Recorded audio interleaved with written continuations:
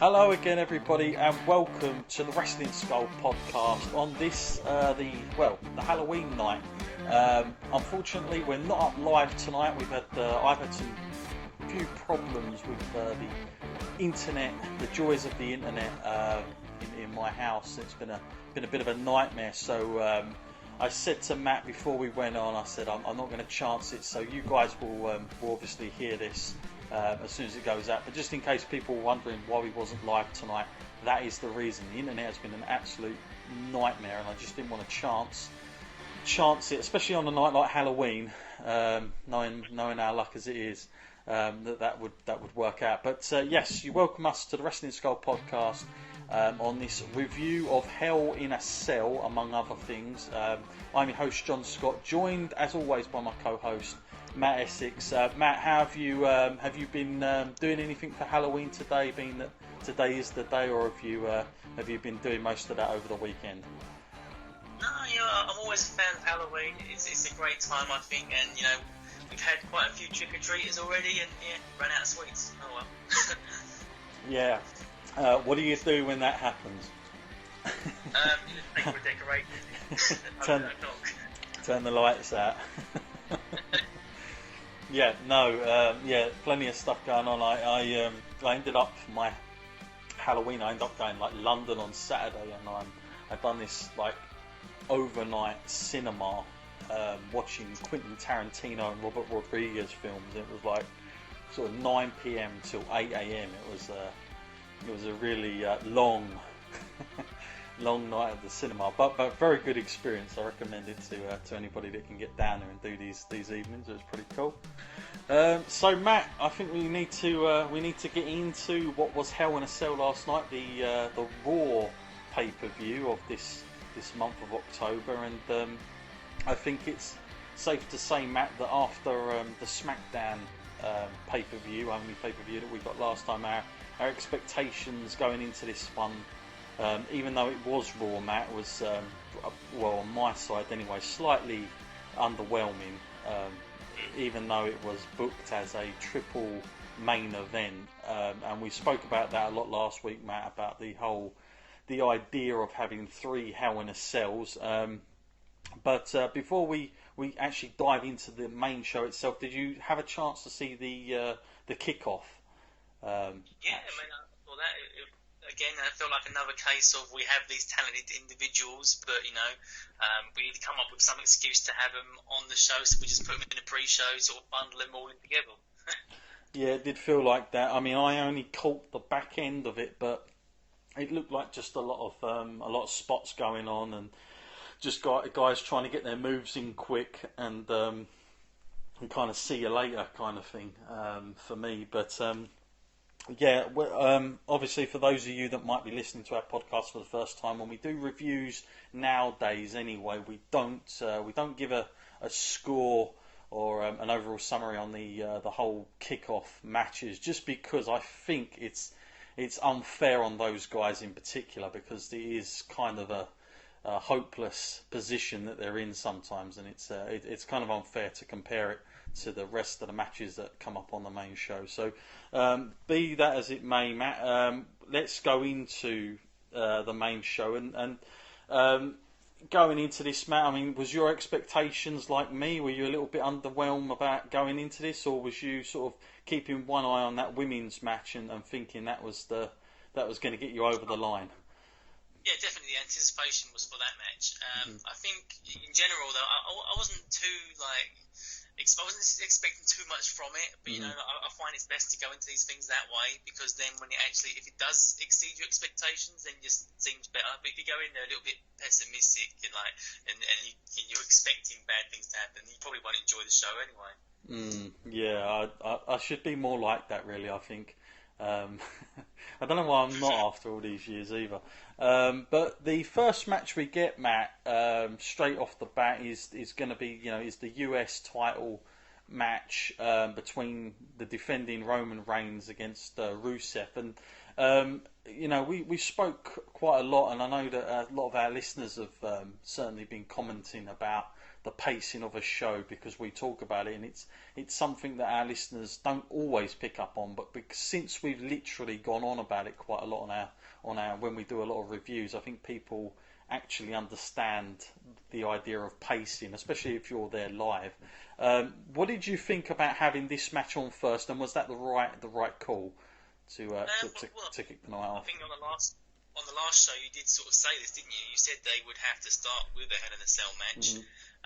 And if you was going to start with one, I guess this is the sort of lower value one, isn't it? I mean, I'm not saying like the US title doesn't mean that much. I'm just saying that the two guys that are in it aren't exactly as big a main eventers as the other four that we'll see later on in the night.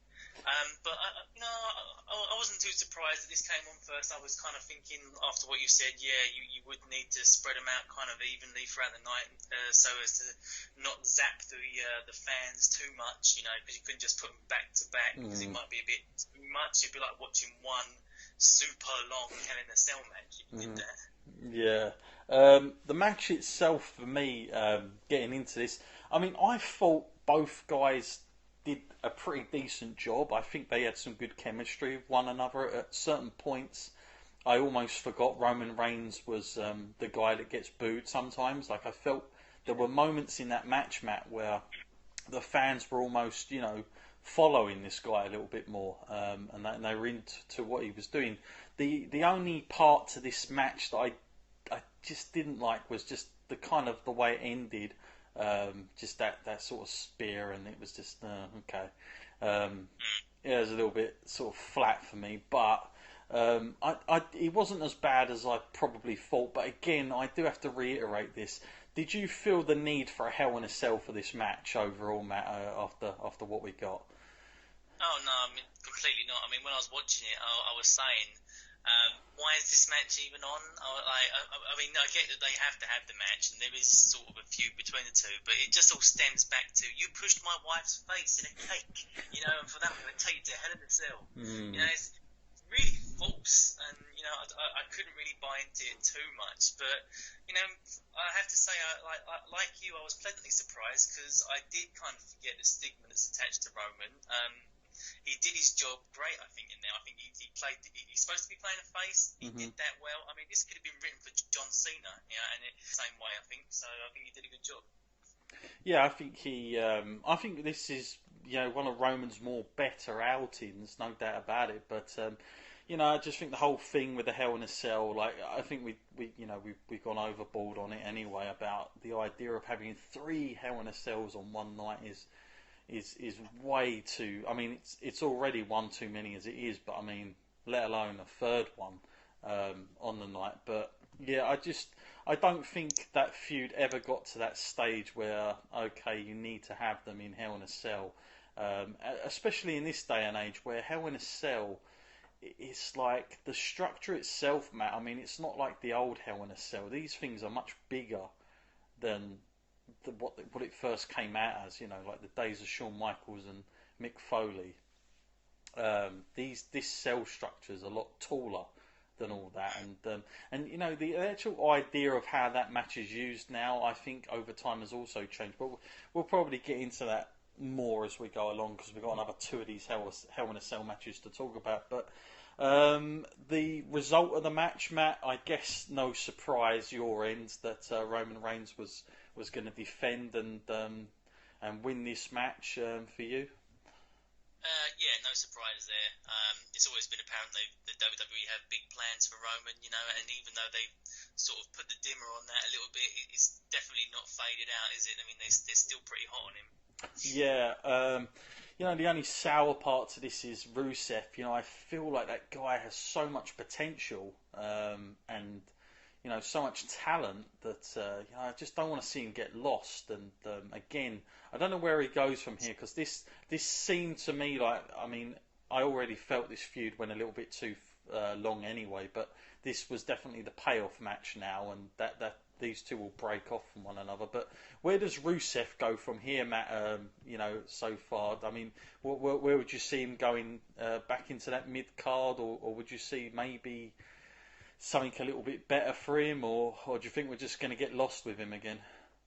Well, this is where it's going to become quite awkward for him. I know this is going to be a tough time because without that title, there's not much protection he has anymore. And I wouldn't be too surprised if he fell into the sort of realms of another heap together tag team. That's what I can see happening. But I don't. Maybe he will have some interesting storylines. It's just with Braun Strowman there now. I think he's taking all of his spots now. Yeah. Yeah, it's we'll have to see. Overall, Matt, Hell in a Cell match, US title, kicking off the night. What score do you give that out of the 5 stars? I actually like this. I think it had a feel good sort of vibe to it, and it was definitely if you was coming into this brand new, you knew who the good guy was, you knew who the bad guy was. I don't think you could have asked for much more from these guys. They worked their asses off in that cage, and I gave it a 4 stars. I was quite impressed. Yeah, well, I gave this 3.5, just under the 4 stars, just because I just didn't buy the ending. I just felt that ending was a little bit underwhelming, but it was a long match. I mean, it was like just under 25 minutes. I mean, it was a long match that these guys got. But I suppose it's unfair in a way because these two guys, they didn't decide to have Hell in a Cell themselves. They didn't come out and go, well, we're picking this. Obviously, it was booked by somebody, and so they've got to do the best they can do. I just felt like, I wonder if it would have been better in another kind of stipulation, whether it be a no DQ again, or just something else that might have suited, like the I Quit. I don't know, something else. But not a bad shout from these two guys, and definitely good chemistry between them overall. So not too bad. Next match, Matt, we've got Bayley up against Dana Brooke now. We spoke about Bayley quite a lot on the podcast and how they're treating her, and are they trying to reminisce what happened down at NXT. But this match, I mean, it wasn't exactly long, and I've got down here, it wasn't pretty either. What was your take of the first women's match of the night? Cool, something's very off about this, I mean, I've become so accustomed to seeing Bayley's name on the sort of card, thinking, well, I'm in for a good show here. But lately, what these matches they've been giving her, and the way she's supposed to be wrestling them as a complete underdog, whether it be through some slip up or through an injury now with her arm, and just to play the wounded victim all the time, it's getting a little tired, and for her not to be doing most of the work in this match and to sort of sit back and let Dana try and take control. I'm not a hugest fan of Dana's in the first place. I don't really think she has the kind of talent that Bayley has. So the fact that it all went that way, it all felt completely wrong to me. Yeah, I'm totally with you there about the whole Dana thing. I'm not sold on her yet.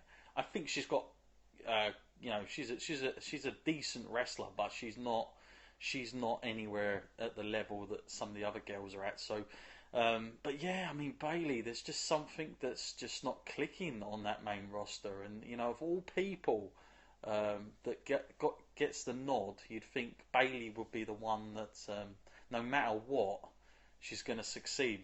Even if it shouldn't. She's one of these talents that it doesn't even matter if they lose because they're that good and people just want to see them all the time. But it's starting to rub off slightly the other way, and I think her sort of like losing streak sort of rubbed off on her a bit, Matt, in a negative way. I think people are starting to think, hang on a minute, we don't want to. She's losing too much here, but finally she gets a win. Not a very long match, Matt. I mean, 6 minutes odd. It wasn't exactly sort of a thorough. There was a bit of a throwback of the old sort of custom women matches. I mean, it was just sort of seemed to be just slung in there just to get Bayley the victory, to be quite honest with you. But do you see any more between these two?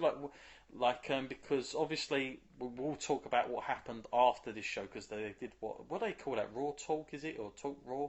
Oh yeah. Yeah. So I didn't actually watch that though. Oh, okay. Well, yeah, there was some stuff out there. In fact, we might as well talk about it now because I don't think it will extend too much. In fact, no, actually, we'll wait till the end. Let's wait till the end on that one. the whole thing anyway, Matt. I gave this a shocking 2 stars. It's probably my